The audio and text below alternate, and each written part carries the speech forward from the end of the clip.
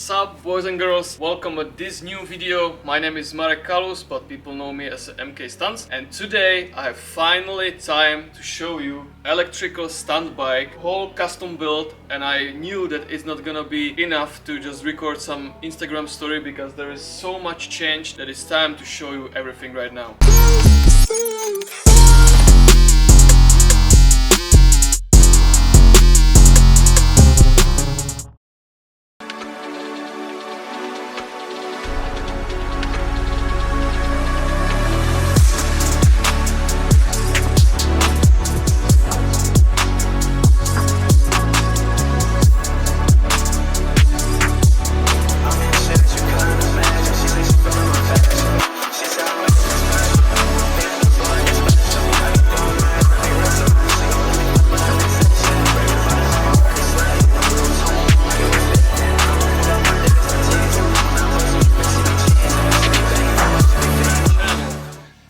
This bike was built from the KTM Freeride EXC and we bought it brand new. It was 2019 bike. Overall, the general parts which are from the Freeride is just the engine, battery and the frame. The whole rest of the bike, which you can see, is custom made and it took us some time and a lot of money to build it up like that. Let's start with the whole front end of this bike. We custom built it. So we used the KTM 690 Duke forks with the whole front end. We tried many possibilities with different type of forks, but this one suits this bike the best.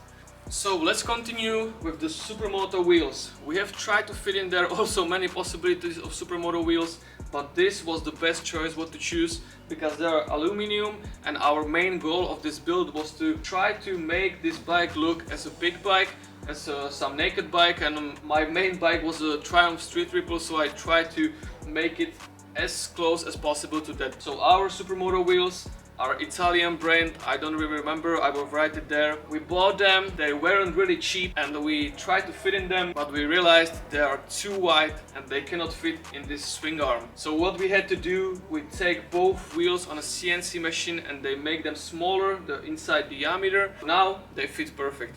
With the front end there is a different type of brakes. So this Brembo caliper 4-piston is OEM from the KTM Dukes, but this disc is from the Triumph Speed Triple 1050 with the custom CNC adapter which fits to these wheels. Then we have Magura AHC1 brake masters, which kind of suits this bike well because on other bikes I use Brembos, but I like really how they look like and they are perfect fit with the black color for this whole setup.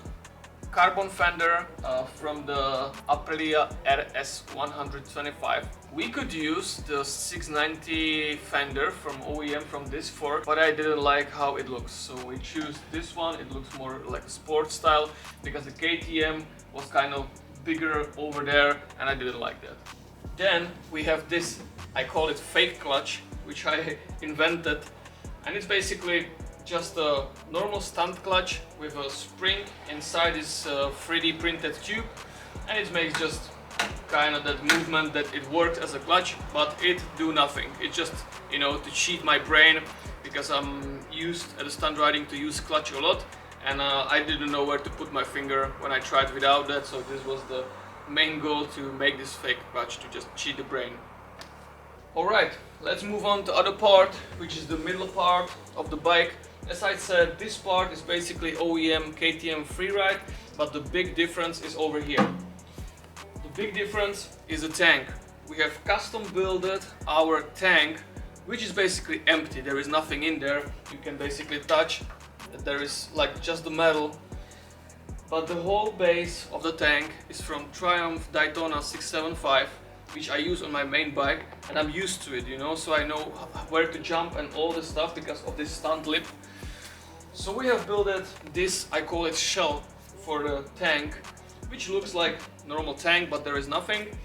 We have also built up the speedo inside of this tank, so I don't mess up with the speedo over there like on the OEM position and I don't crack it over some jumps. And overall, fitting this tank was a lot of work, and I'm really grateful for the R2 who helped me. He's from Poland and he makes stunt tanks for all the bikes over the Europe, and it made this tank really great. It works. I tried many jumps on it and it still held really good, because normal stunt tanks have like 2, maximum 3 supports inside to don't bend up when you jump on it. But this one have like 6 or 7 supports, like there is supports almost everywhere, because it's just pure metal, nothing in there.